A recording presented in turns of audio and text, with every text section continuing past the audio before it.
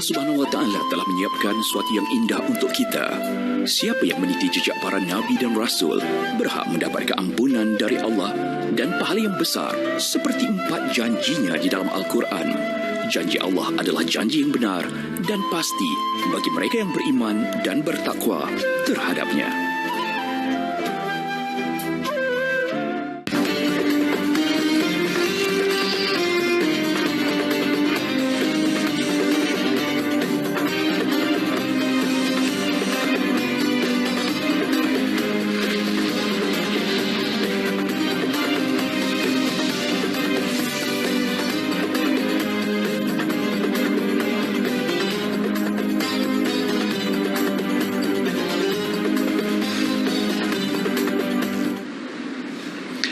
Bismillahirrahmanirrahim. Assalamualaikum warahmatullahi wabarakatuh.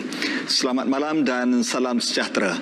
Alhamdulillah, bersyukur kepada Allah Subhanahu wa taala kerana pada setiap minggu kita berdating bersama. Pada hari Khamis 9 malam tak ada tempat lain di TV1. Namun temu janji kita bukan sebarang temu janji, bukan sekadar untuk melafazkan I love you, tetapi menambahkan ilmu. Dan apa khabar anda semua? Doa saya mudah-mudahan anda semua dalam keadaan sihat sejahtera. Baik, malam ini kita nak bincang satu tajuk yang sangat menarik tentang janji. Semua orang pernah berjanji. Si isteri berjanji akan taat setia sehingga hujung nyawa. Suami pun berjanji, janji tak buat lagi. Pemimpin pun berjanji, kota apa yang dikata. Namun, kadang-kala janji manusia ini dimungkiri. Soalnya, adakah Allah pernah berjanji kepada manusia? Jika pernah, apa janji-janji Allah kepada kita? Semua persoalan ini kami akan rungkaikan dalam forum Perdana Ehwal Islam pada malam ini. 2 panelis bersama dengan kami. Tapi sebelum itu, jom kita tengok segmen bingkisan. 4 janji Allah. Subhanahu wa ta'ala adalah Tuhan yang Maha Esa, tidak ada sekutu baginya, Maha Pengasih juga penyayang, mengatur segala kehidupan makhluknya, baik yang ada di bumi maupun di langit. Kita sebagai makhluk ciptaannya sudah sepatutnya harus selalu berhusnuzon kepada Allah Subhanahu wa ta'ala dan terus melakukan apa yang diperintah dan menjauhi apa yang dilarang. Sesungguhnya apa yang dilakukan manusia di dunia ini akan mendampak pada dirinya sendiri kelak, sama ada kebaikan atau keburukan, sebagaimana janji Allah Subhanahu wa taala dalam Al-Quran. Sebagai seorang Muslim, setiap kehidupan yang kita jalani harus terus mengingat Allah dalam setiap apa jua yang dilakukan. Dengan mengingat Allah, kita akan merasa takut ketika hendak melakukan kemungkaran dan akan merasa tenang ketika berada dalam kesulitan. Kerana kita percaya bahawa Allah akan menolong hamba-Nya. Itu janji Allah yang pasti. Janji Allah termaktub melalui kalamnya, Al-Quran Nul Karim. Alhamdulillah, begitulah tadi sedikit sinopsis tentang suluhan bagi tajuk kita pada malam ini. Kita ucapkan terima kasih kerana forum kita ini dibawakan oleh Bank Islam Malaysia Berhad dan dianjurkan oleh JAKIM dan juga RTM semestinya. Baik, 4 janji. 2 orang panelis, lelaki-lelaki yang tidak pernah memungkiri janji, akan bersama dengan kita. Di sebelah kiri saya iaitu yang berbahagia Profesor Madya Dr. Ustaz Haji Muhammad Farid Ravi bin Abdullah, Timbalan Timbalan Rektor Haliwal Pelajar dan Alumni Kolej Universiti Islam Antarabangsa Selangor. Apa khabar Profesor Madya Dr.? Khabar baik Ustaz hari ini. Bila dilantik menjadi Timbalan Rektor HEP ni, apa janji doktor kepada para pelajar ni? Banyak janji tu. Janji ialah menjaga kebajikan pelajar dan memastikan segala aktiviti pelajar itu dilaksanakan mengikut seperti mana yang telah dijadualkan. Masya Allah, ini semangat baru Timbalan Rektor kita. Saya ucapkan tahniah daripada Forum Perdana Ehwal Islam. Terima kasih Ustaz Ridi. Alhamdulillah. Bergandingan dengan Profesor Madya Dr. Farid Ravi malam ini, iaitu yang berbahagia Dr. Syed Syahrizan bin Syed Muhammad, merupakan Ketua Perdana Mufti di Pejabat Mufti Wilayah Persekutuan Kuala Lumpur ataupun Putrajaya dan Labuannya sekali. Apa khabar Doktor? Alhamdulillah, terima kasih. Alhamdulillah. Ini kali pertama ataupun kali keberapa dah di pentas forum ni? Banyak kali dah kot? Kali pertama di forum perdana. Masya Allah. Kita nantikan janji-janji manis daripada Dr. Said. InsyaAllah. Baik, Alhamdulillah. Ini kedua-dua panelis kita pada malam ini. Anda juga harus bersama dengan kami. Banyak perkara menarik yang kita akan bincangkan. Jom kita pergi kepada perbincangan kita. Kita nak mulakan dengan orang baru. Bolehkah Dr. Farid? Silakan. Kita kena mula dengan orang baru dulu. Baik, kalau kita faham Dr. Said bahawa sering kita dengar bahawa para ustaz kita, para alim ulama kita sebut, dia kata Allah tidak pernah memungkiri janjinya. Mungkin sebagai asas mukadimah ini kita nak faham apa maksud Allah tidak pernah memungkiri janjinya kepada manusia. Silakan Doktor. Bismillahirrahmanirrahim. Assalamualaikum warahmatullahi wabarakatuh. Alhamdulillah. Wassalatu wassalamu ala rasulillah wa ala alihi wa sahbihi wa man walah wa man tabi'um ila yaumil qiyamah, amma ba'd. Terima kasih kepada Al-Fadhil Ustaz Hariri selaku moderator. Berbahagia Al-Fadhil Profesor Madya, Dr. Ustaz Haji Farid Ravi, sahabat saya juga. Alhamdulillah pertama kali kita berganding Ustaz ya. Ya, betul. Biasa berborak-borak di atas di meja kedai mamak ya. Tapi di meja forum perdana pada hari ini. Terima kasih, Alhamdulillah.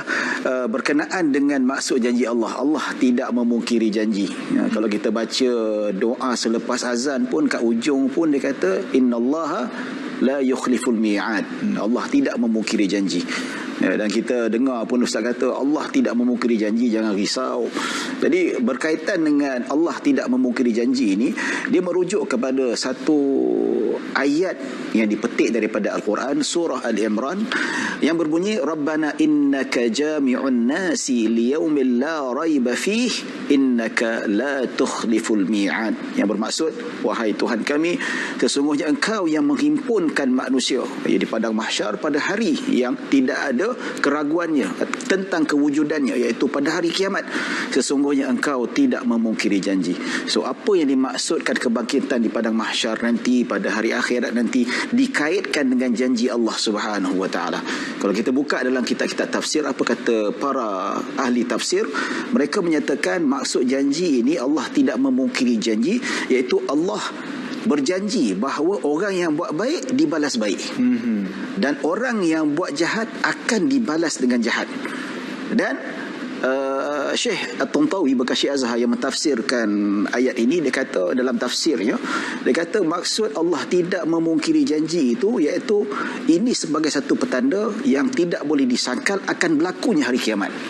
Di situnya berlakunya pembalasan yang Allah Subhanahu wa taala akan jatuhkan setiap manusia dan setiap inci amalan dan setiap inci harta yang kita laburkan dekat dunia. Itu janji Allah Subhanahu wa taala. Maksudnya dari segi sudut ianya sangat berkait rapat dengan kehidupan kita kat dunia ini. Ya Allah suruh kita beribadah, Allah suruh kita jadi khalifah dekat muka bumi Allah Subhanahu wa taala melalui jalan Allah dan agama Allah, dan rentetan daripada kita melakukan amanah ini ataupun tidak, maka kita akan bertemu dengan janji Allah Subhanahu wa taala.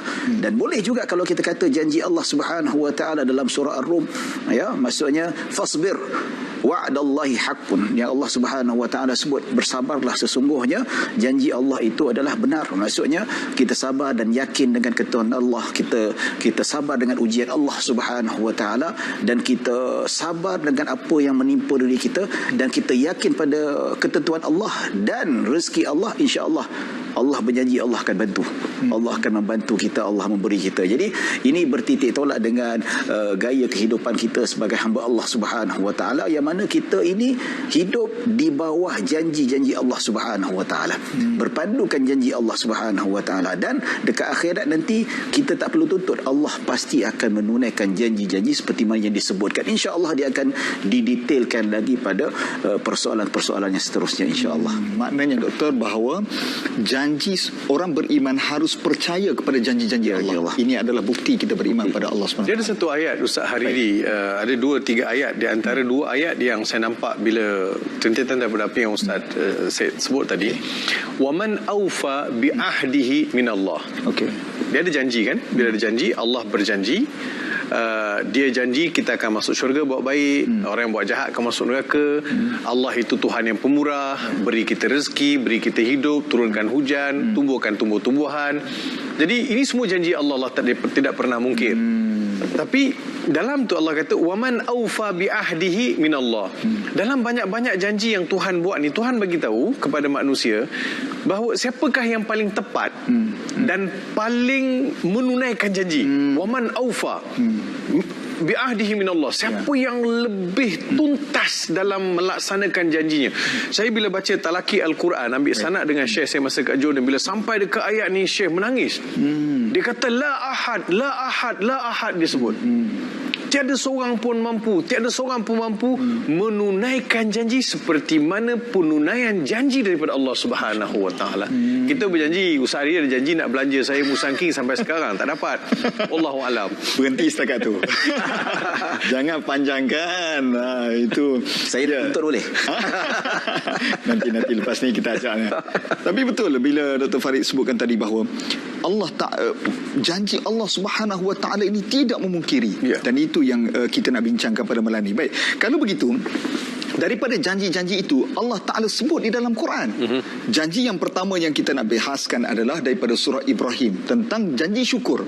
Allah kata sekiranya kamu bersyukur, aku akan tambah. Ini janji pertama. Mungkin Dr. Farid boleh huraikan apa maksud janji ini, dan adakah kalau sekadar kita kata ya aku bersyukur dan Allah terus tunaikan janji itu, Doktor?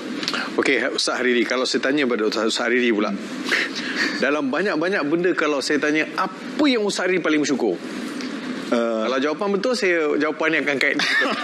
Bukan Musangking Bukan. Pertama bagi saya lah Islam dan iman. Cantik. Betul ke? Betul. Lega. Ayat daripada surah Ibrahim tadi tu, wa idh ta'adzana rabbukum la in syakartum la azidannakum wa la in kafartum inna azabi lasyadid.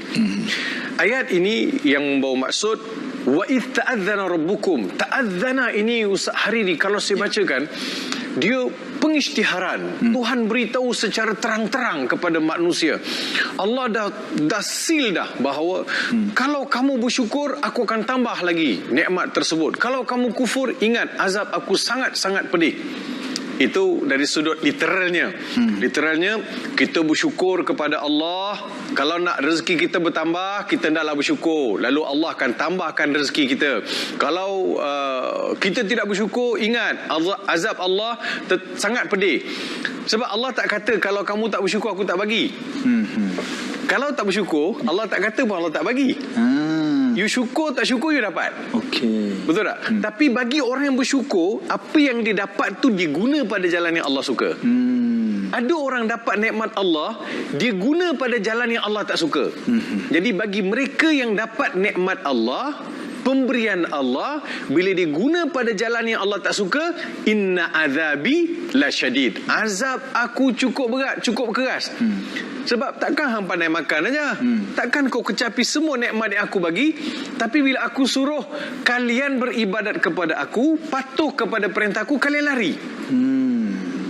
Yang setiap sesuatu, Ustaz Hariri, kita semua yang semayang tak semayang, puasa tak puasa, semua dapat hidup udara Allah. Ada pula yang tak beriman tu tiba-tiba tersekat, tak boleh nak hidup udara. Tak ada kan? Ada pula yang tersekat ni, yang tak beriman ni tak dapat tidur. Tak ada kan? Semua yang Tuhan bagi equal, semua dapat. Tapi dalam yang dapat tu, ada di antara mereka yang tahu, ini Tuhan bagi, ini Allah bagi, saya kena berterima kasih. Apa reaksi ataupun tindak balas terima kasih itu? Ialah melalui mematuhi perintah Allah Subhanahu Wa Taala. Kembali balik kepada jawapan yang Ustaz Hariri bagi tadi. Ustaz Hariri, saya tanya Ustaz Hariri, apakah nikmat paling besar yang Ustaz Hariri nak syukuri? Ustaz Hariri kata, nikmat iman dan Islam, Ustaz. Nikmat iman dan Islam. Betul. Maksudnya, kalau kita lihat kepada gugusan ayat daripada surah Ibrahim ini, kita tengok Nabi Ibrahim ni siapa? Okey. Abul Anbiya.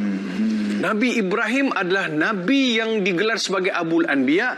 Nabi Ibrahim adalah Nabi yang bertanggungjawab untuk menyucikan kota Mekah. liyutahhira baitiya lit-ta'ifina wal-'akifina war-ruk'i sujud. Kerja Nabi Ibrahim alaihissalam adalah kembalikan manusia kepada Allah Subhanahu wa taala. Bila manusia pergi Mekah, manusia tahu situlah tempat untuk menyucikan diri mereka dan kenal siapa Tuhan mereka. Betul kan? Jadi itu dari sudut sosok Nabi Ibrahim alaihissalam. Allah Taala beritahu, wa ma kana Ibrahimu yahudiyan wala nasraniyan walakin kana hanifan muslima. Nabi Ibrahim tu bukan Yahudi sebab golongan Yahudi kata Nabi Ibrahim ni kami yang punya. Tak, Allah kata Nabi Ibrahim ni bukan you all punya lah. Nasrani kata tak, Nabi Ibrahim ni kita orang punya. Allah beritahu tak, bukan Nasrani punya. Nabi Ibrahim ni dia beragama Islam, mengikut ajaran yang telah diperintahkan oleh Allah Subhanahu wa taala. Jadi syukur yang paling besar sekali, wahai ibu ayah, para penonton yang saya kasih sekalian, ialah syukur terhadap iman dan Islam. Sebab bila sebut ayat ini dan surah Ibrahim, kita lihat Nabi Ibrahim adalah Nabi yang berusaha siang, petang, pagi, malam suruh kita beriman kepada Allah. Jadi syukur yang paling besar yang perlu kita zahirkan adalah syukur kita bukan di kalangan orang yang menyembah selain Allah Subhanahu wa taala. Sebab itu kembali balik apa yang disebut oleh Imam Ghazali rahimahullah. Imam Al-Ghazali sebut syukur ialah menggunakan nikmat Allah pada jalan yang Allah suka. Allah bagi saya mata, gunakan nikmat pada jalan yang Allah suka. Allah beri saya telinga, Allah beri saya mulut, Allah beri saya panca indera. Semua itu hendaklah saya tundukkan supaya buat benda yang Allah suka. Bila ada benda yang kita buat Allah tak suka, Allah dah bagi saya nikmat. Sebab itu Allah bagi kan, macam-macam bagi. Allah tengok apa kau buat. Tengok apa kau buat. Kalau betul jalan gunanya, maka tanda syukur itu sudah ada. Maka bertambah-tambahlah nikmat, syukur tu bertambah. Ustaz, hari satu je sebelum habis, syukur nikmat Allah yang Allah kata ditambahkan itu bukan tambah kuantiti, tapi tambah kualiti. Masya Allah. Ini satu huraian yang sangat-sangat baik kita fahami bahawa bagaimana pemurahnya Allah Subhanahu wa taala beri kepada kita nikmat, dan sekarang pulang kepada kita bagaimana kita nak mensyukuri nikmat Allah Subhanahu wa taala. Saya nampak Dr. Said macam nak menambah, tapi sabar dulu kerana kita nak berhenti rehat. Sebelum kita berhenti rehat, ada 3 lagi janji Allah di dalam Quran. Nak tahu apa janji itu? Nak tahu? Tapi kena janji dulu. Janji jangan tukar siaran. Kita kembali selepas ini.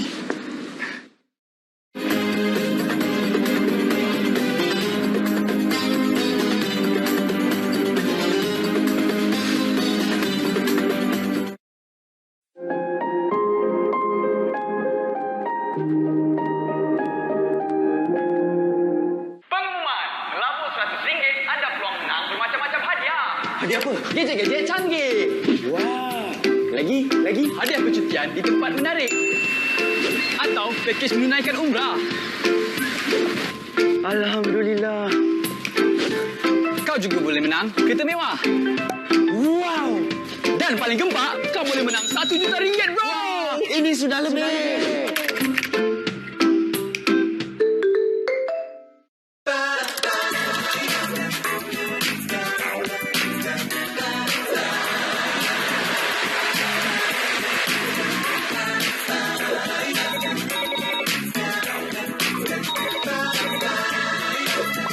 Unify duniamu hari ini dan nikmati kemungkinan tanpa had. Dapatkan peranti pintar daripada RM69 sebulan.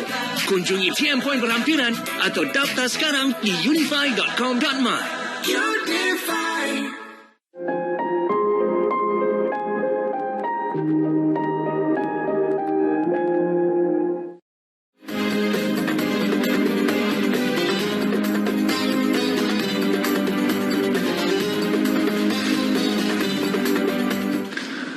Alhamdulillah, kita bertemu sekali lagi di Forum Perdana Ehwal Islam yang dibawakan oleh Bank Islam Malaysia Berhad dan dibawakan oleh JAKIM dan juga RTM. Semestinya kita masih lagi membincangkan topik kita 4 janji Allah Subhanahu wa taala di dalam Al-Quran. Satu janji telah kita bahaskan tentang apabila kita bersyukur, Allah Taala akan tambah nikmat syukur. Jom kita lihat janji yang kedua di dalam Al-Quran. Saya nak majukan soalan ini kepada Dr. Said Shahrizana. Janji yang kedua ini disebut dalam surah Al-Baqarah ayat 152. Maksudnya adalah apabila kita ingat kepada Allah, Allah janji akan ingat kepada manusia. Wah, ini satu orang kata promise yang dahsyat lah.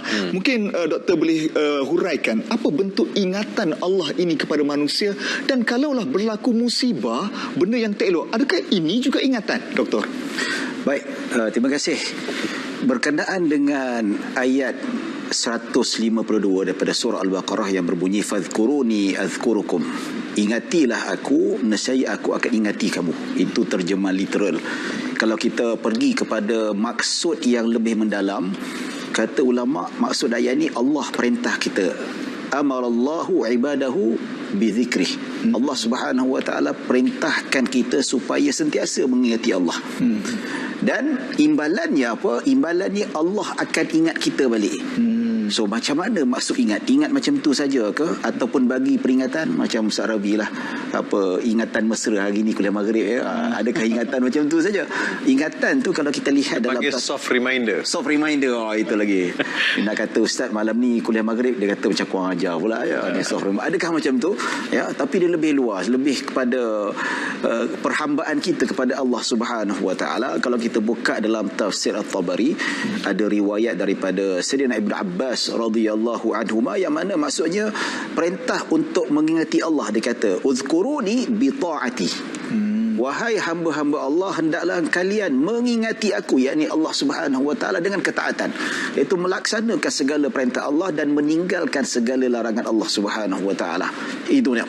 Ya, dan azkurukum, dan apabila kalian mengingati aku dengan ketaatan, azkurukum bi maghfirati.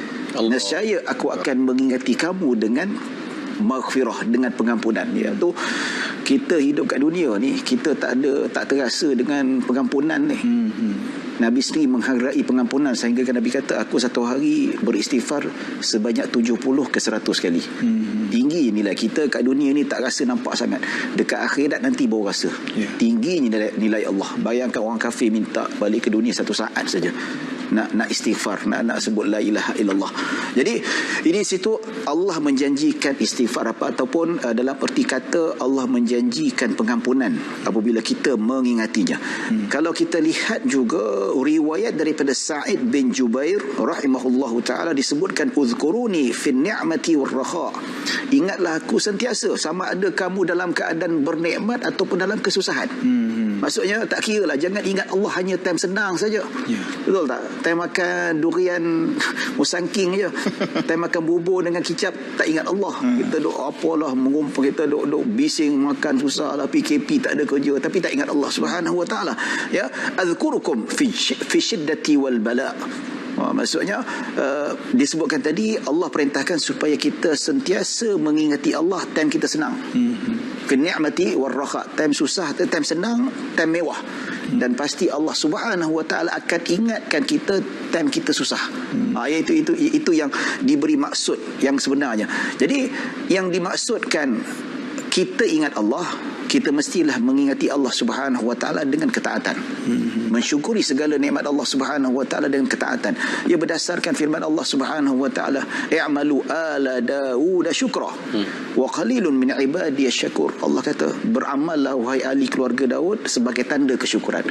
Dan betapa sedikitnya di kalangan hamba-Ku yang bersyukur. Maksudnya kalau ikut statement daripada ayat Al-Quran surah Sabah ini menunjukkan bahawa ramai di kalangan hamba Allah tidak bersyukur. Dan yang tak faham konsep bersyukur sendiri pun satu juga. Jadi ingat syukur tu kadar cukup terima kasih Allah, syukur alhamdulillah, sedangkan dia lebih daripada itu. Allah perintahkan keluarga Nabi Daud supaya beramal. Beramal, kita melaksanakan ketaatan, meninggalkan segala larangan, itu tanda kesyukuran. Itu tanda yang mana kita mengingati Allah Subhanahu wa taala. Bila kita laksanakan konsep kesyukuran disebutkan oleh Dr. Farid Rabi tadi, dan kesyukuran disebutkan ketaatan ini, maka Allah akan balas dengan janjinya. Janjinya apa? Disebutkan tadi, baru tadi Dr. Farid Rabi sebut, iaitu Allah akan tambah lagi nikmat. dekat dunia dalam keadaan dia lebih senang, insya-Allah. Kalau diingat Allah, Allah janji macam tu. Bahkan faman a'rada an dzikri fa inna lahu ma'isyatan dhanka. Siapa yang berpaling daripada mengingati aku, ya, bila tak ingat benda tu, dia buat tak tahu saja, maka Allah lupakan dia. Dia akan hidup dalam keadaan yang sempit.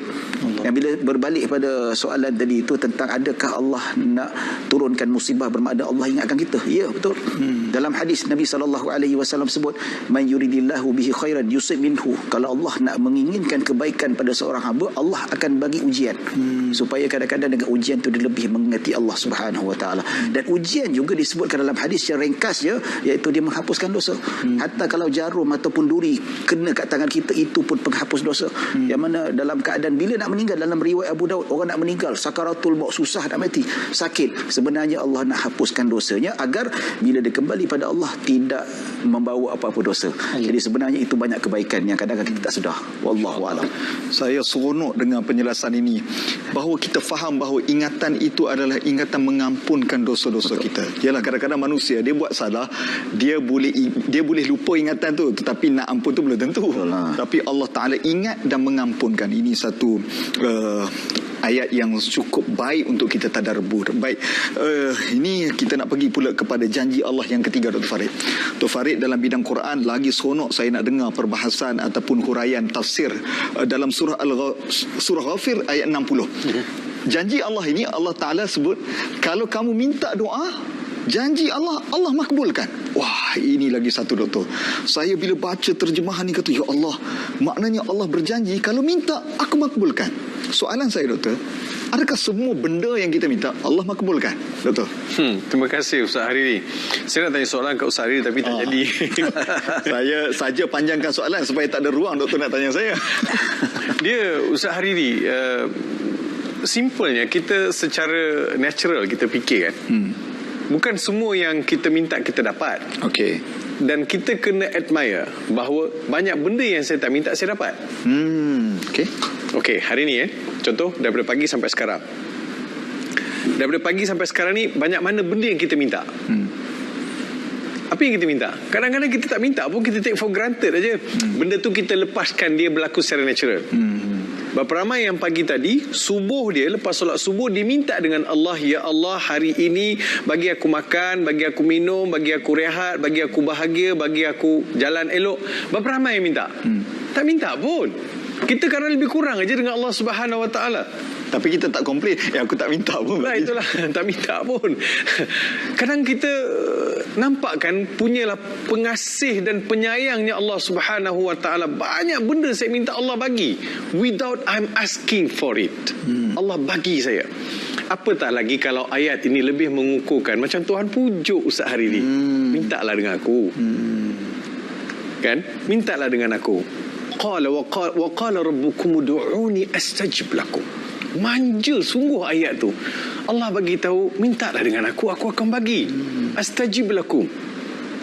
Kamu jangan jadi seperti innalladzina yastakbiruna an ibadati sayudkhiluna jahannama dakhirin.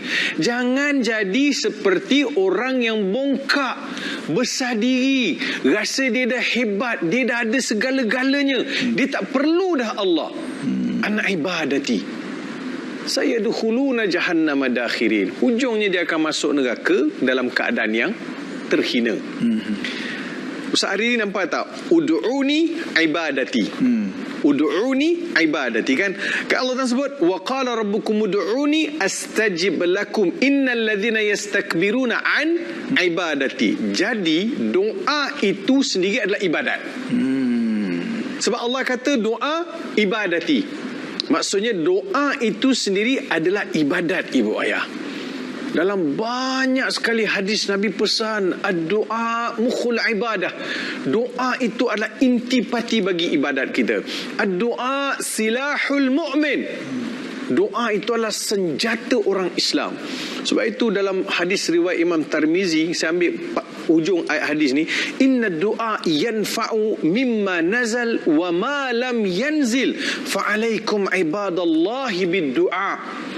sesungguhnya doa itu akan memberi manfaat kepada kita terhadap perkara yang telah ditetapkan dan juga memberi manfaat kepada kita terhadap perkara yang belum ditetapkan. Maksudnya apa Ustaz Hariri? Maksudnya qada dan qadar. Sesuatu perkara yang kau telah tetapkan untuk aku ya Allah, dengan jawatan, dengan pangkat, dengan rezeki, mudah-mudahan yang demikian itu tidak memalingkan aku daripada meminta kepada Engkau dan tidak menjadikan aku berhenti daripada meminta kepada Engkau. Dan juga doa itu Imam Tirmizi riwayatkan hadis ni, dan doa itu juga malam yanzil, maksudnya doa itu boleh membuat sesuatu ketetapan itu berubah. Sebab itu hebatnya kuasa doa. Ustaz Hariri, dalam surah Al-Baqarah ayat 186,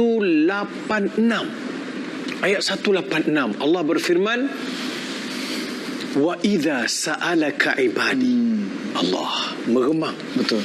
Wa idza sa'alaka ibadi anni fa inni qarib ujibu da'watad da'i idza da'an.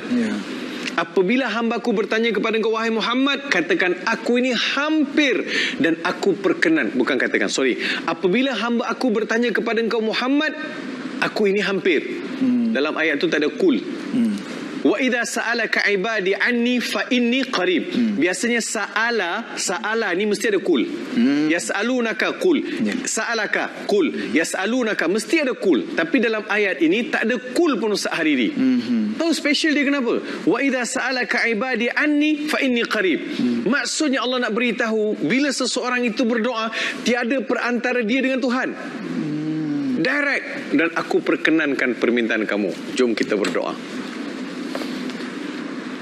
Saya hilang kata-kata. Menarik apa yang disebutkan tadi. Bahawa kita rasa bahawa Allah sangat dekat dengan hamba-Nya. Tapi kadang-kadang kita doa lebih kurang je. Ada yang style doa, ya Allah, doa macam semalam je.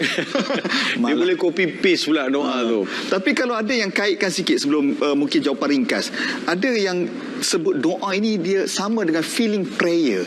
Mana kalau kita feeling tu merasa itu dah doa. Boleh kaitkan begitu juga Ustaz? Boleh.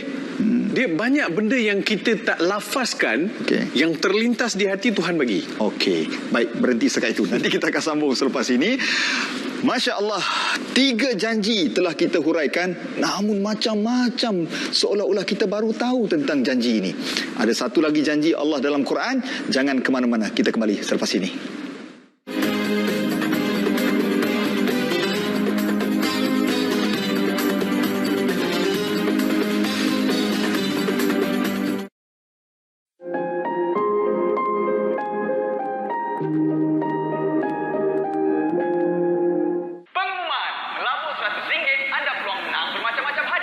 Hadiah apa? Gadget-gadget canggih. Wah. Lagi hadiah percutian di tempat menarik. Atau pakej menunaikan umrah. Alhamdulillah. Kau juga boleh menang kereta mewah. Wow. Dan paling gempak, kau boleh menang RM1 juta, bro. Wow. Ini sudah lebih.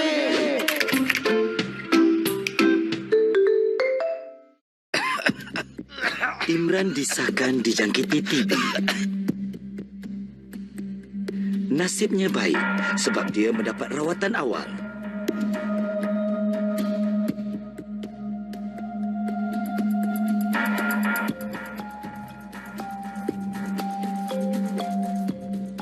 Nampak sihat Imran sekarang.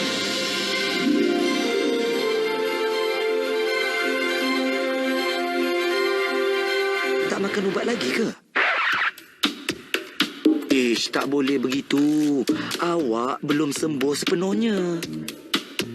Pesakit TB perlu mendapat rawatan dengan sempurna selama 6 bulan untuk sembuh sepenuhnya. Ingat, hanya dengan rawatan yang sempurna, penyakit TB boleh disembuhkan sepenuhnya. TB boleh menyebabkan kematian jika tidak dirawat.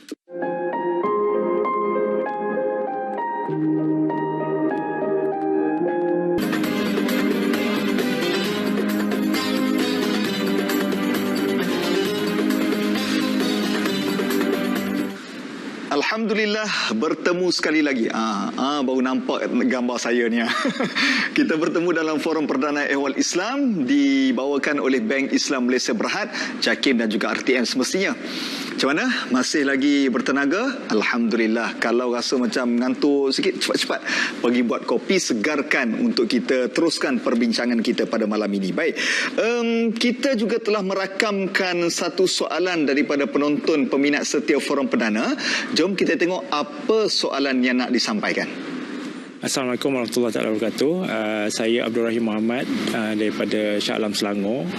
Dan soalan saya adalah begini. Allah berjanji tidak seperti manusia, mesti Allah tepati. So, bagaimana nak tahu Allah sudah mengotakan janjinya atas permintaan dan taubat seorang manusia? Saya minta ahli panel untuk huraikan. Terima kasih. Baik. Soalan ini dia kaitan dengan janji keempat tentang dalam surah Al-Anfal ayat 33, tidaklah Allah mengazabkan mereka selama mereka meminta ampun pada Allah. Maknanya faham kita, kalau kita minta ampun, Allah berjanji akan ampunkan. Mungkin doktor boleh huraikan dan kaitkan dengan soalan yang telah disampaikan tadi. Silakan. Baik, tentang pengampunan dosa ni, sudah tentulah kita tak boleh nak sanksi dengan janji Allah. Dan kita kena sentiasa sangka baik pada Allah Subhanahu Wa Taala. Kalau kita risau ni, kita ni besar sangat dosa, kita ni hina di hadapan Allah, itu biasa. Tapi kalau kita ragu-ragu Allah ampun ke tidak, itu satu benda yang tak bagus. Dalam hadis pun suruh sangka baik, ana inda dhanni abdi bi, aku bersama ke atas apa yang hamba ku sangka kan. Kalau baik-baik dah dapat. Kalau tak baik, buruk dah dapat namanya.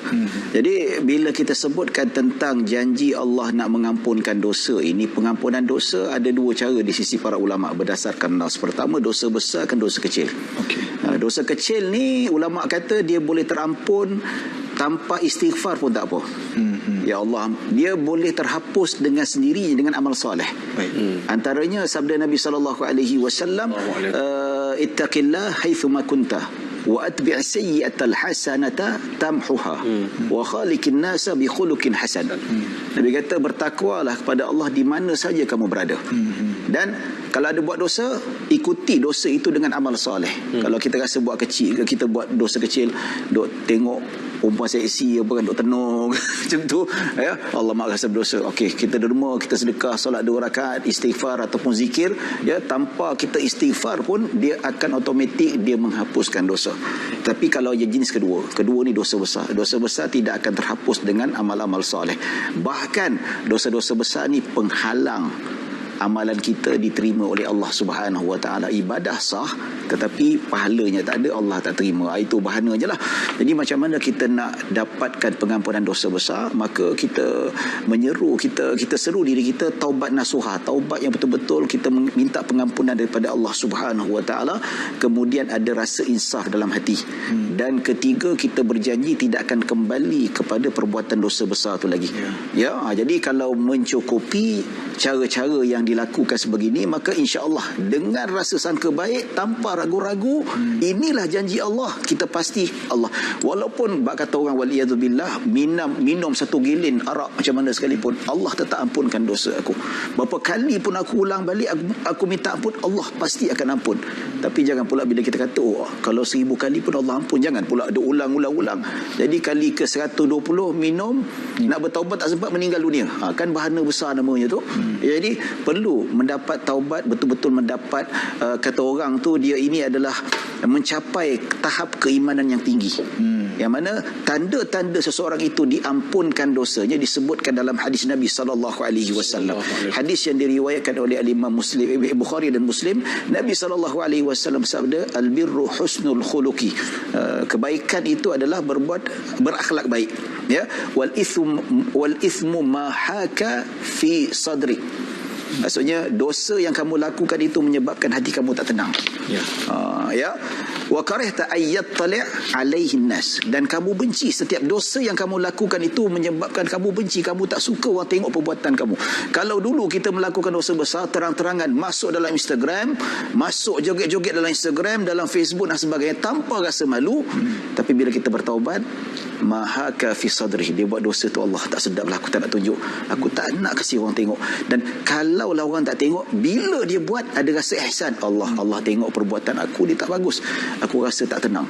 Itu tanda-tanda yang disebutkan oleh Nabi SAW, tanda orang beriman yang sempurna imannya, yang disebutkan man dhaqa ta'mal imani, yang tiga golongan ini apabila dia merasai kemanisan iman, maka dia akan mencapai keimanan yang tinggi.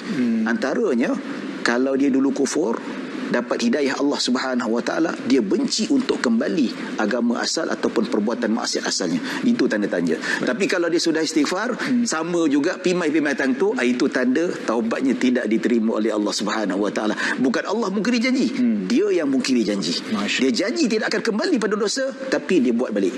So jangan salahkan Allah. Kalau ringkasnya doktor, ada juga yang bertanya, kalaulah Allah Taala mengampunkan dosa besar itu di dunia, adakah di akhirat nanti akan diungkit dosa tersebut? Nama pun dah ampun doktor.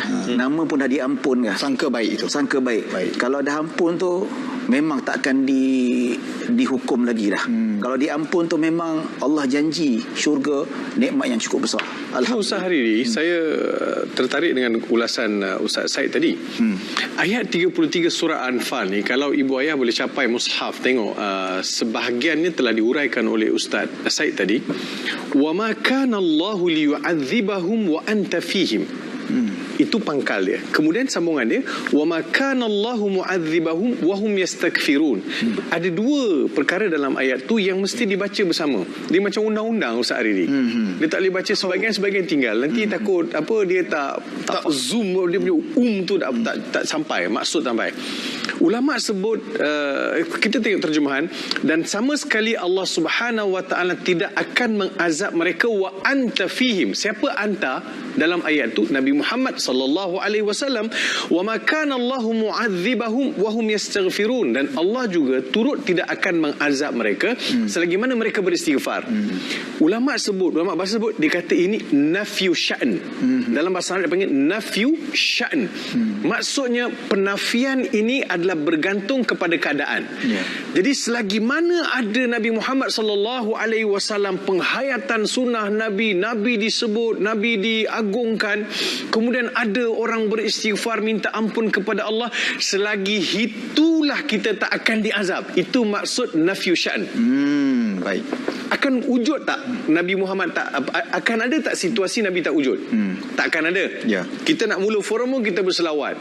Betul kan? Azan pun asyhadu an la ilaha illallah asyhadu anna Muhammadar Rasulullah. Nama Nabi sentiasa disebut, Nabi diagungkan. Jadi selagi mana suasana ini ada, tak ramai beristighfar, ada beberapa orang beristighfar, sudah cukup untuk tidak mendatangkan satu azab yang boleh musnahkan manusia. Ini nama sebagai nafyu sya'n. Terima kasih. Baik, kalau panjang lagi saya pun seronok ni. Tapi di Facebook kita dia kata, tolonglah Ustaz tanya soalan saya ni.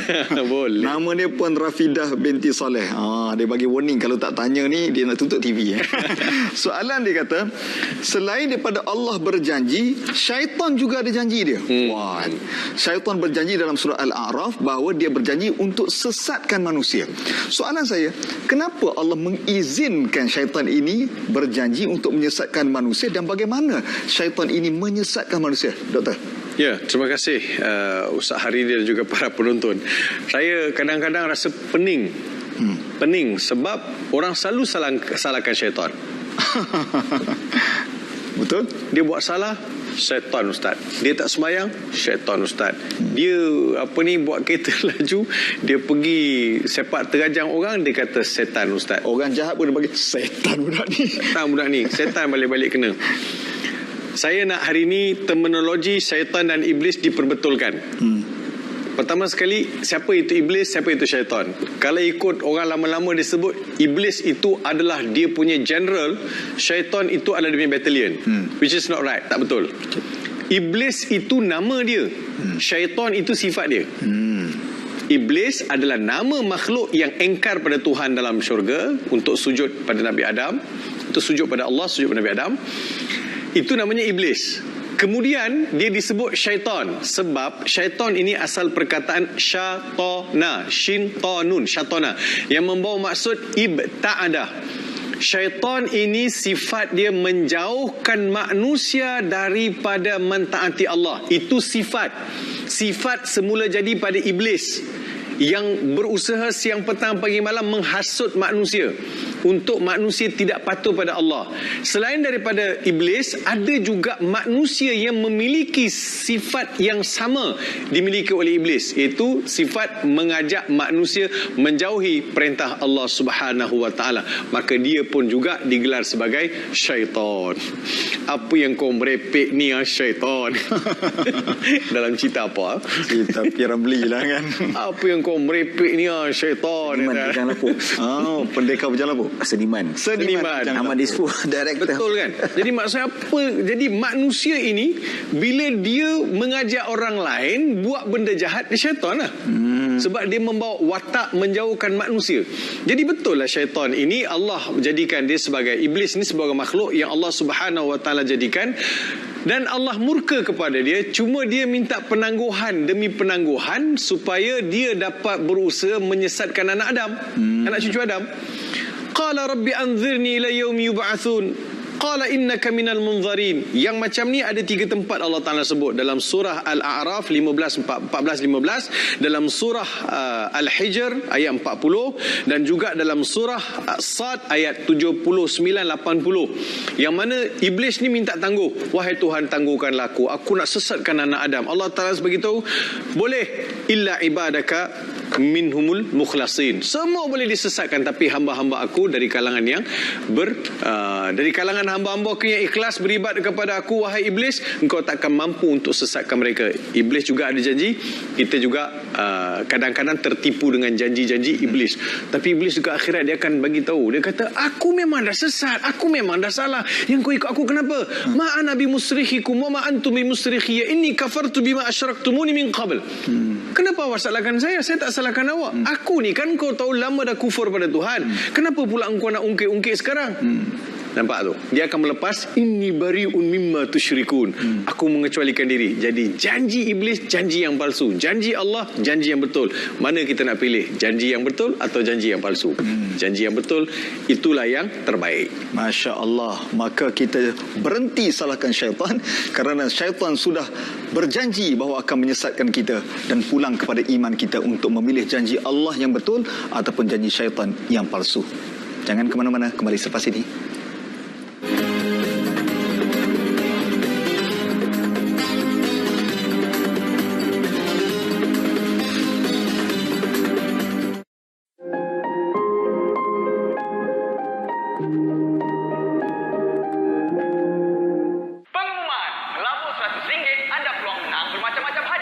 Hadiah apa? Gadget-gadget canggih. Wah. Lagi hadiah percutian di tempat menarik. Atau pakej menunaikan umrah. Alhamdulillah. Kau juga boleh menang kereta mewah. Wow. Dan paling gempak, kau boleh menang RM1 juta, bro. Wow. Ini sudah lebih.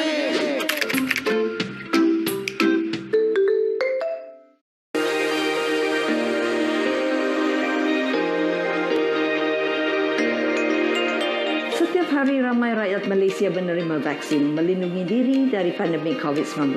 Apabila semakin ramai penduduk mendapat vaksin, peluang untuk kita melancong akan menjadi semakin cerah. Marilah kita menyokong aspirasi negara untuk mencapai imuniti kelompok. Rindu melancong? Jom vaksin dulu.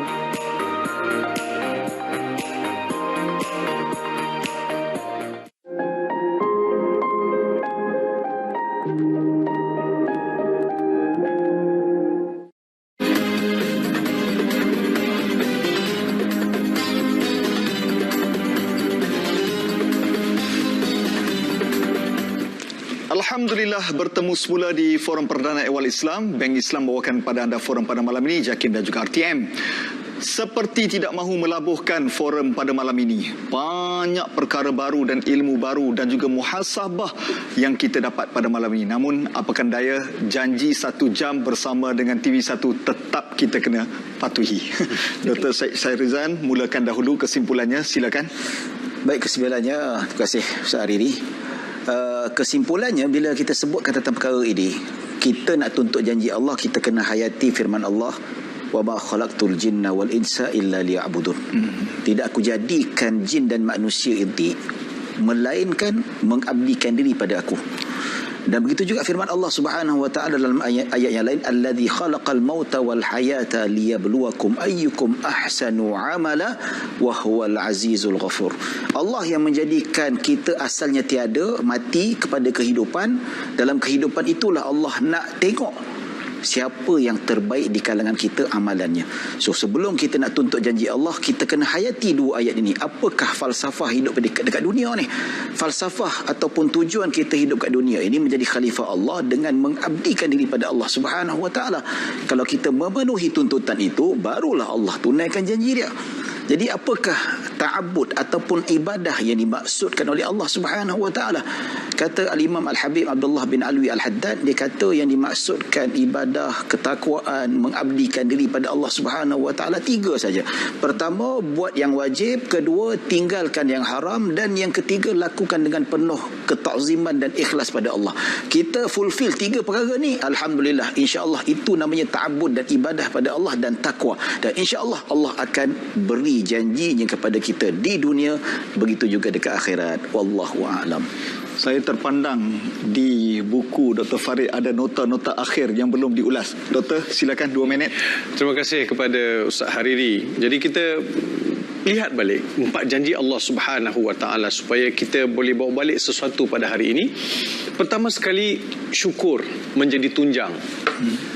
Tunjang keimanan sebagai seorang Muslim mesti ada syukur. Banyak terima kasih kepada Allah Subhanahu wa taala. Sebab itu Ustaz Hariri dan juga para penonton, secara compulsory, secara saya dimestikan membaca lafaz alhamdulillah dalam setiap rakaat solat saya. 17 kali saya melafazkan rasa syukur kepada Allah Subhanahu wa taala yang merangkumi segenap segi nikmat yang Allah beri pada saya. Kalau Ustaz Hariri tuangkan air untuk saya sebentar tadi, saya kata syukran, terima kasih. Saya hanya terima kasih kerana Ustaz Hariri tuangkan air. Saya belum berterima kasih pada Tuhan yang turunkan hujan. Saya belum berterima kasih pada Tuhan takungkan air. Saya belum berterima kasih kepada manusia yang diberi cerik pandai untuk filter air itu, untuk tapis air dan packaging air sampai pada saya. Tapi dengan lafaz alhamdulillah Ustaz Hariri, saya telah berterima kasih kepada segenap segi nikmat air tadi.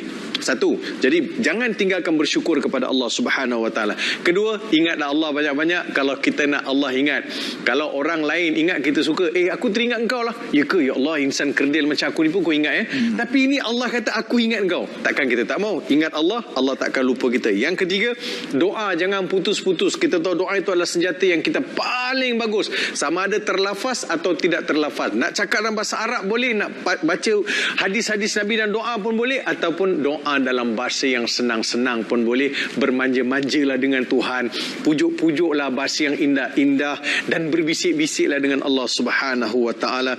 Yang keempat, banyakkan istighfar. Mudah-mudahan janji Allah kita akan dapat, dan yang pastinya Allah tidak pernah memungkiri janji.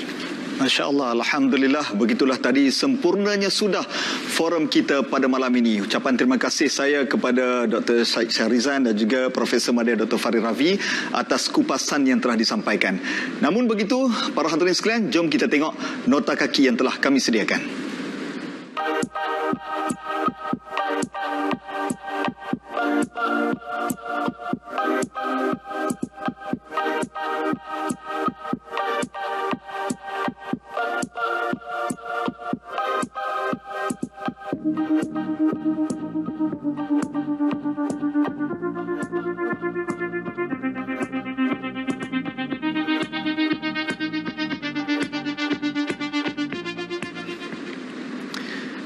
Allah tidak hanya berjanji kepada 4 ayat ini, tapi keseluruhan Al-Quran itulah janji-janji Allah kepada manusia.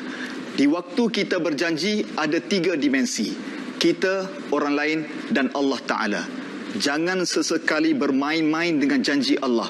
Janji ringan sebutan, berat tanggungan. Kita jumpa lagi. Saya Ustaz Hariri. Assalamualaikum warahmatullahi wabarakatuh. Assalam.